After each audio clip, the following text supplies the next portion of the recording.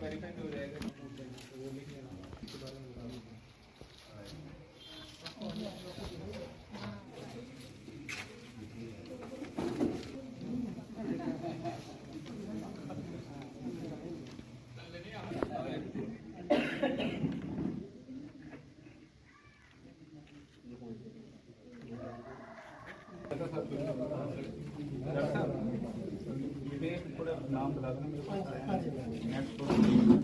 मेरे गांव के सरपंच और मेरे बजुर्ग मेरे साथी बैठते हैं, साड़ियाँ माता भैन भी इतने बैठी हैं। मैं तो तुसें सामने ही आखगा कि अज जिहड़ा कैंप लगा ये साढ़े डिस्ट्रिक्ट सोशल वेलफेयर ऑफिसर की तरफा लगा।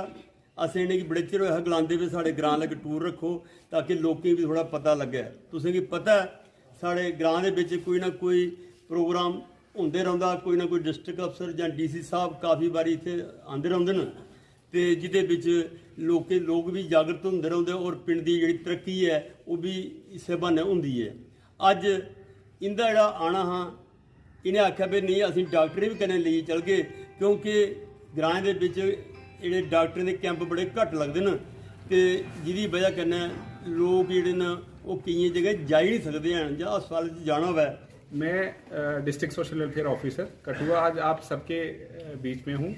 आपके बीच में आने का यही मकसद था कि जो हमारे मेहता साहब हैं इन्होंने हमें रिक्वेस्ट की कि आप हमारे यहाँ गांव में एक कैंप लगाएं, इसमें लोगों को थोड़ा अवेयर करें आपकी स्कीमों के बारे में। तो मोटा मोटा मैं आपको स्कीमों का बता देता हूँ कि कोई भी इंसान जो 60 साल से ऊपर हो गया है, जिसकी आयु हो गई है, उसके लिए हम पेंशन लगाते हैं जिसको ओल्ड एज पेंशन कहते हैं या बुढ़ापा पेंशन जिसको आप कहते हैं।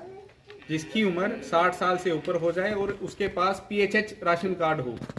PHH priority house hold ration card की कॉपी हो, प्लस उसकी इनकम जो है 3000 से कम हो महीने की, तो उसकी हम पेंशन लगाते हैं बुढ़ापा पेंशन। विधवा पेंशन हम 40 से ऊपर जो भी लेडी हो जाती है जिसकी ब्रेड अर्नर की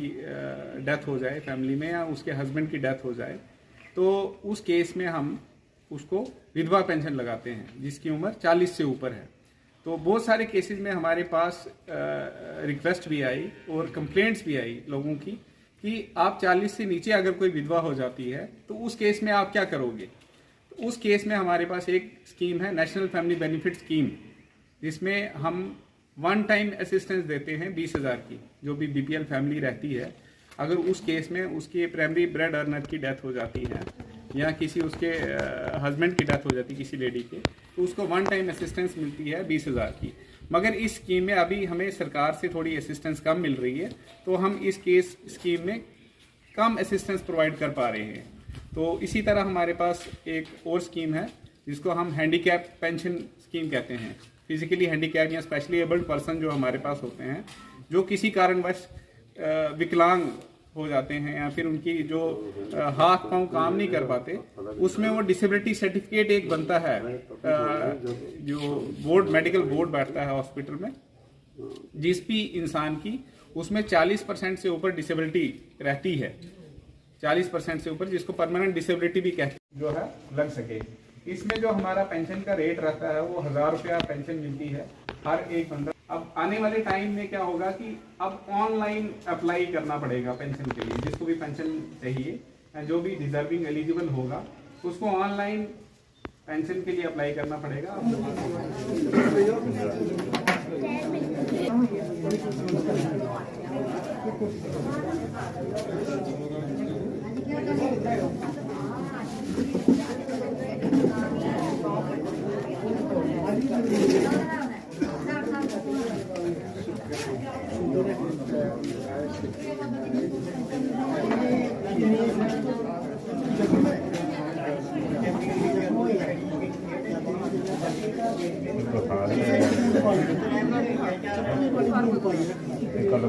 सुनते ही ना सैन ऊपर रखना इतना ऊंचा रखना मूंगी थले सैन लोड जो नहीं लगे ये डोल के पी थोड़ी भी लेट है ना इतनी इन्फेक्शन ही पक्की है पास में सिंगा जी ने देखा कि इतनी जगह निकल तो है नहीं ट्रीटमेंट कराना पड़ेगा प्राइवेट में रखो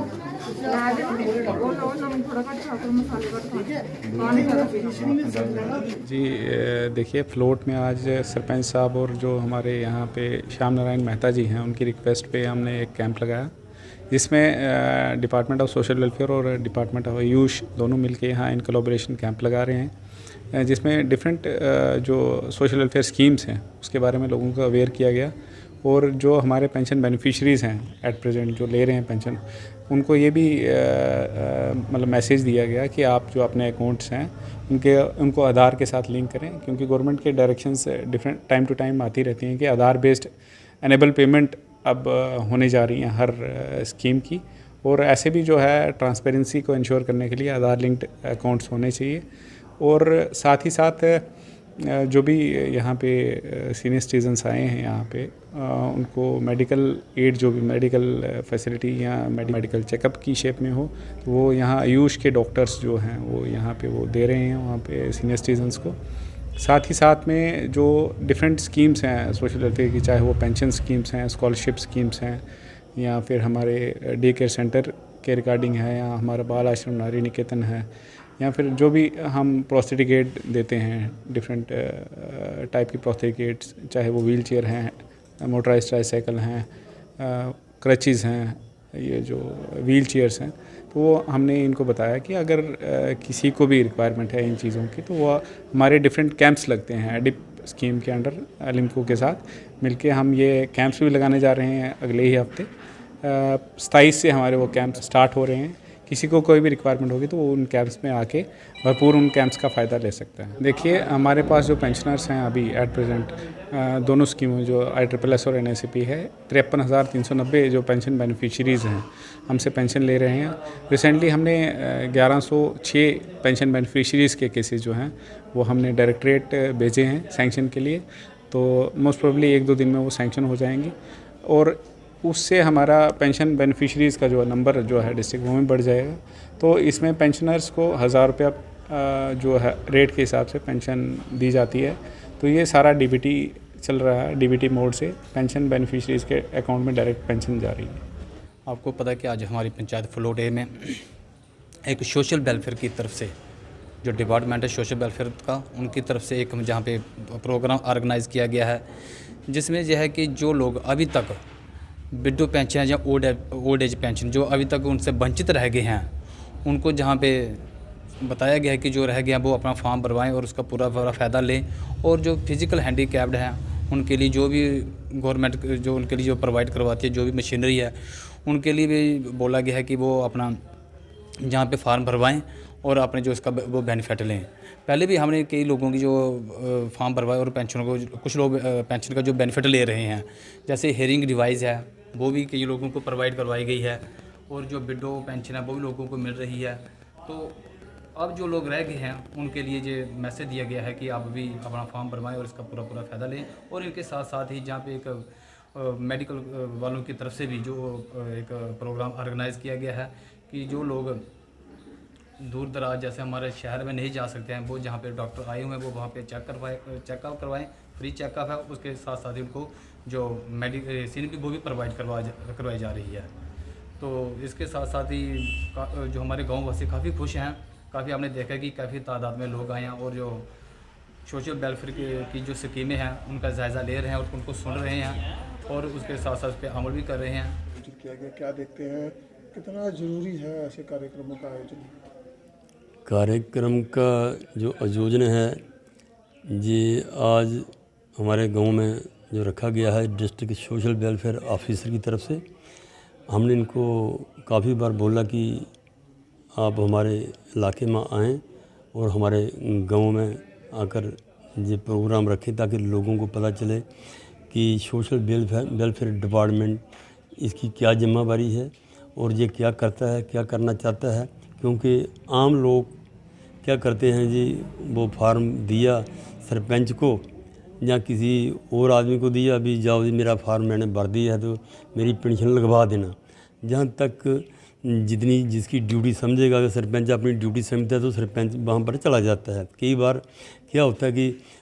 पेंशन लग जाती है, कई बार लेट हो जाती है गवर्नमेंट की तरफ से ही, फिर लोग क्या करते हैं, नहीं जी वो सरपंच को हमने फार्म दिए थे, सरपंच ने हमारा किया कुछ नहीं। इसीलिए हमने ये कैंप लगवाया है कि ताकि लोगों को जागृति मिल सके कि इसमें कौन कौन सी समस्या आती है पेंशन लगाने में, और जो हमारे जो सरपंच वगैरह हैं या और भी मौजूद आदमी वो कितनी मेहनत करते हैं लोगों की सेवा के लिए, और अगर कोई रुकावट आती है, परेशानी आती है तो वो आज सब कुछ क्लियर हो जाएगा। तो उसके लिए इन्होंने कुछ एक चार्ट दिया, उसमें काफ़ी सारी स्कीमें हैं जो district social welfare officer Abdul Rahim ji इन्होंने बताई हैं। बड़ा अच्छा लगा और लोगों के भी समझ में आ गया कि नहीं वाकया एक ऑफिसर के आने से हमें काफ़ी कुछ पता चलता है। उसके साथ साथ ही इन्होंने डॉक्टर भी बुलाए हैं आयुष डिपार्टमेंट के, वो भी अपना कार्यक्रम कर रहे हैं, लोगों को अभी देख रहे हैं, दवाइयाँ भी देंगे और भी काफ़ी सारी सहूलतें मिलेंगी, जिसमें वो कहते हैं कि दवाई खाना ही ज़रूरी नहीं है, दवाई के साथ साथ योगा या और कई ऐसी चीज़ें हैं जिससे आदमी ठीक हो सकता है। तो ये बड़ी अच्छी बात है, और ख़ास करके जब ये गाँवों में जब ये ऐसे ऑफिसर आते हैं तो हमें भी खुशी होती है और हमारे लोगों को इसका लाभ भी मिलता है। तो हम तो चाहते हैं कि ऐसे प्रोग्राम हर जगह, हर गांव में, हर पंचायत में होते रहें, तो बहुत अच्छा लगेगा। और हम तो बहुत खुश हैं कि जो आज हमारे गांव में ये जो प्रोग्राम चल रहा है। धन्यवाद।